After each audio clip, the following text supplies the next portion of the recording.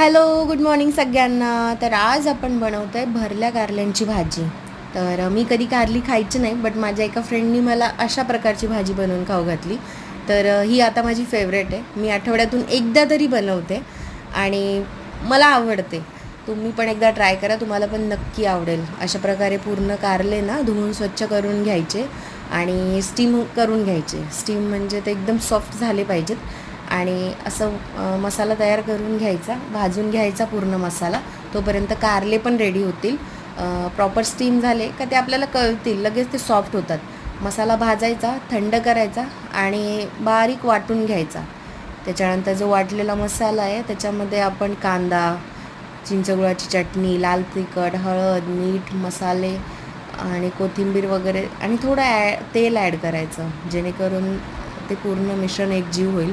तर हे जे मिश्रण आहे ते आपण कारल्यांमध्ये कढईमध्ये तेल गरम करायचं आणि सगळे कारले असे सोडून द्यायचे त्याच्यामध्ये.